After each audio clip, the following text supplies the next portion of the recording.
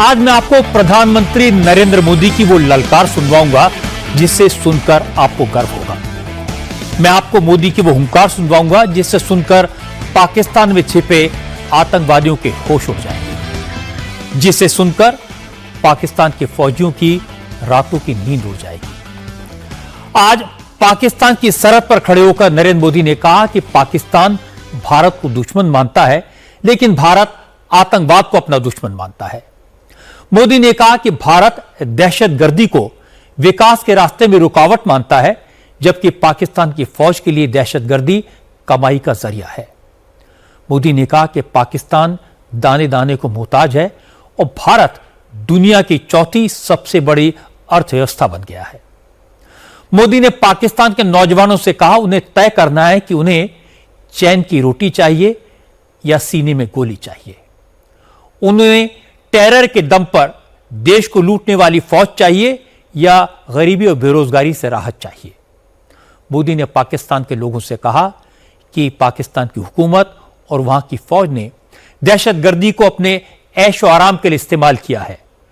अब वक्त आ गया पाकिस्तान के नौजवान आतंकवाद के खिलाफ आवाज उठाएं। अगर पाकिस्तान ने आतंकवाद का रास्ता छोड़ा तो विकास होगा, वरना विनाश निश्चित है। मोदी ने याद दिलाया कि भारत ने आतंकवाद के ठिकानों को कैसे मिट्टी में मिलाया, कैसे पाकिस्तानी एयरफोर्स के एयरबेस आईसीयू में पड़े हैं, और अब आतंकवाद के खिलाफ भारत की यही नीति है। गोली का जवाब गोले से दिया जाएगा। भारत की तरफ आंख उठाने वाले को मटिया मेट कर दिया जाएगा।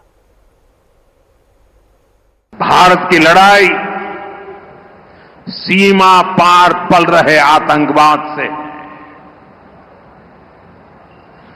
जो आज इस आतंकवाद को पाल पोस रहा है, उससे हमारी दुश्मनी है। मैं कच्छ की इस धरती से, पाकिस्तान की सीमा पर सटा हुआ मेरा जिला है, मैं पाकिस्तान के लोगों को भी कहना चाहता हूं, क्या पाया आपने?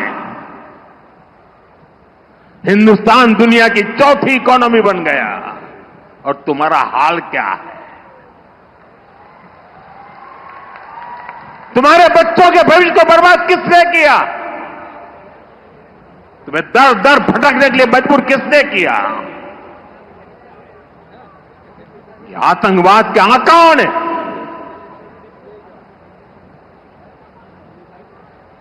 वहां की सेना का अपना एजेंडा। जिस वक्त प्रधानमंत्री मोदी सरहद पर खड़े होकर पाकिस्तान को मैसेज दे रहे थे, ऑपरेशन सिंदूर की डिटेल्स बता रहे थे, उसी वक्त ऑपरेशन सिंदूर के सबूत हमारी आर्मी ने सामने रखे। ऑपरेशन सिंदूर के वक्त की कुछ तस्वीरें हमारी फौज ने जारी की हैं। ये तस्वीरें ऑपरेशन सिंदूर के कंट्रोल रूम की हैं और उस वक्त ली गई थी जब हमारी सेनाएं पाकिस्तान में आतंक के अड्डों को तबाह कर रही थी। उस वक्त कमांड सेंटर में हमारी आर्मी, नेवी और एयरफोर्स के चीफ हमारी मिसाइल्स की स्ट्राइक्स की एक एक अपडेट पर नजर रखे हुए थे। ये तस्वीरें पाकिस्तान के झूठ और हमारी सेना के पराक्रम का सबूत है। अब बात करते हैं बदलते बिगड़ते मौसम की। मौसम का बदलाव, बिन मौसम भारी बारिश और आंधी तूफान ने लोगों को हैरान कर दिया है।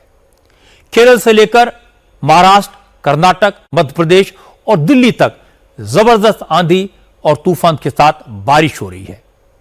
दिल्ली एनसीआर में 125 साल का रिकॉर्ड टूट गया। मौसम विभाग ने 1901 से बारिश का रिकॉर्ड रखना शुरू किया।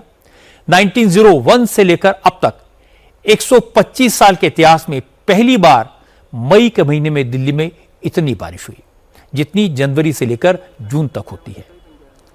75 साल के बाद मुंबई में मई के महीने में बारिश का रिकॉर्ड टूट गया। 50 साल के बाद केरल और मुंबई में मानसून साथ साथ पहुंच गए। केरल के अलावा कर्नाटक और महाराष्ट्र में मानसून की अर्ली एंट्री हो गई है।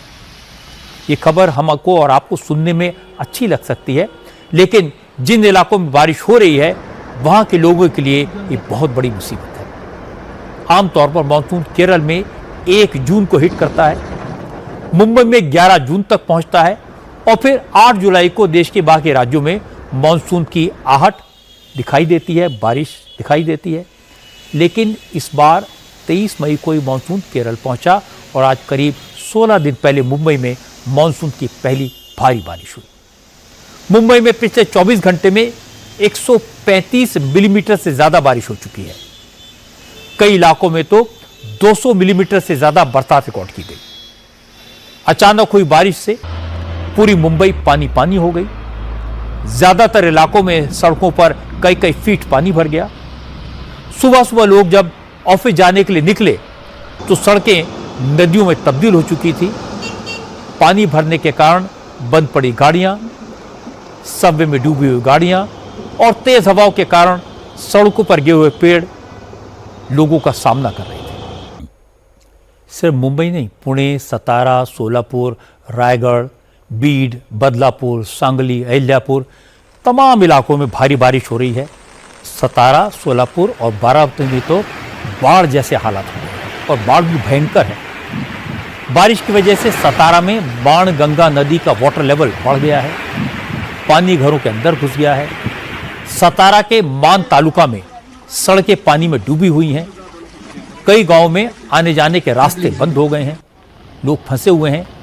फलटन से दहीवड़ी, शिगणापुर, आंधली, मलबड़ी, इन सब इलाकों में जाने वाले पुल पानी में डूब गए हैं। आमतौर पर इस इलाके में सूखा पड़ता है। 30 साल बाद यहां ऐसी जबरदस्त बारिश हुई, लेकिन ये बारिश भी लोगों के लिए मुसीबत लेकर आई। लेकिन मौसम के भविष्यवाणी को लेकर आज एक अच्छी खबर भी आई। मौसम में आई अचानक तब्दीलियों की जानकारी अब रियल टाइम में मिल सकेगी। आज मौसम विभाग ने वेदर फोरकास्ट के लिए पूरी तरह स्वदेशी भारत फोरकास्ट सिस्टम का उद्घाटन किया। यह forecast system Indian institute of tropical metrology ने विकसित किया है।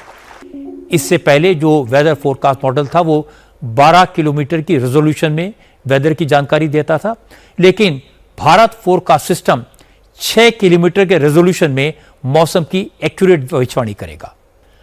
अब बात करते हैं राजनीति की, और राजनीति भी बिहार की, तेज प्रताप यादव की। तेज प्रताप यादव ने बैठे बिठाए लालू प्रसाद यादव की मुसीबत बढ़ा दी है। लालू यादव के बड़े बेटे तेज प्रताप की वाइफ ऐश्वर्या राय ने आज कहा कि तेज प्रताप के खुलासे के बाद यह तो क्लियर हो गया कि लालू यादव के परिवार को अपने बेटे के लड़कियों के साथ रिश्तों के बारे में पहले से जानकारी थी। ऐश्वर्या ने कहा इसीलिए उनके साथ जुल्म हुआ। शादी के बाद उन्हें मारा पीटा गया, घर से निकाला गया। ऐश्वर्या ने कहा कि अब लालू के परिवार को जवाब देना चाहिए कि उन्हें किस गलती की सजा मिली। अब उनका क्या होगा? असल में 2 दिन पहले तेज प्रताप यादव ने खुलासा किया था कि वो 12 साल से अनुष्का यादव नाम की लड़की के साथ रिलेशनशिप में है। ऑपरेशन सिंदूर के बाद सुरक्षा एजेंसीज ने पाकिस्तान के लिए जासूसी करने वालों पर शिकंजा लगातार कसा है। आज एनआईए ने सीआरपीएफ के एक और कर्मचारी को जासूसी के आरोप में दिल्ली से अरेस्ट किया। मोतीराम जाट नाम का एक शख्स पैसे के लालच में आईएसआई को सीक्रेट इंफॉर्मेशन देता था। पटियाला हाउस कोर्ट ने मोतीराम जाट को 6 जून तक एनआईए की कस्टडी में भेज दिया है। इसके अलावा जासूसी आरोप में पकड़ी गई यूट्यूबर ज्योति मल्होत्रा को भी हिसार की कोर्ट ने आज 14 दिन के लिए जेल भेज दिया। ज्योति मल्होत्रा के मोबाइल और इलेक्ट्रॉनिक गैजेट्स की फाइनल रिपोर्ट आज पुलिस को मिल गई। इस रिपोर्ट के मुताबिक ज्योति आईएसआई के 4 अफसरों के साथ लगातार संपर्क में थी। आज यह भी कंफर्म हो गया कि ज्योति को पाकिस्तान का वीजा आईएसआई की मंजूरी से मिला। जब वो पाकिस्तान पहुंची तो पाकिस्तान की होम मिनिस्ट्री की मंजूरी से ज्योति मल्होत्रा को स्पेशल ट्रीटमेंट दिया गया, सिक्योरिटी दी गई। पुलिस को स्कॉटिश यूट्यूबर का एक वीडियो मिला है जिसमें ज्योति पाकिस्तानी फौज के 6 कमांडो से घिरी हुई दिखाई दे रही है। इन सब के हाथ में AK-47 है। वीडियो से साफ जाहिर होता है कि ज्योति को पाकिस्तान में वीआईपी ट्रीटमेंट मिला। हिसार पुलिस का दावा है कि उसके पास ज्योति के खिलाफ डिजिटल एविडेंस है और अदालत में सारे आरोप साबित होंगे।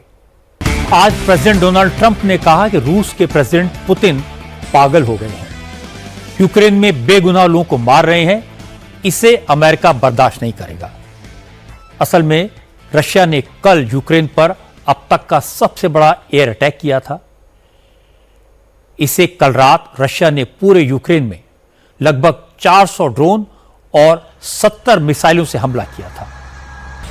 रशियन आर्मी का दावा है कि यूक्रेन ने कुछ दिन पहले 800 ड्रोन से रशिया पर अटैक किया था, इसलिए यूक्रेनी आर्मी के ठिकानों को रशिया ने निशाना बनाया।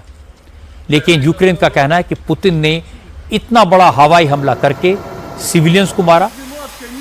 क्योंकि प्रेसिडेंट ट्रंप यूक्रेन और रशिया के बीच युद्ध विराम की कोशिश कर रहे हैं, इसलिए ट्रंप रशिया के अटैक से बेहद नाराज हैं। ट्रंप ने कहा उन्होंने पुतिन से लंबी बातचीत की थी, बहुत समझाया था, इसके बाद भी यूक्रेन पर अटैक हुआ, इससे वो हैरान हैं। ट्रंप ने कहा वैसे तो उनकी पुतिन से बहुत पटती है, लेकिन अब ऐसा लग रहा है कि पुतिन का दिमाग फिर गया है।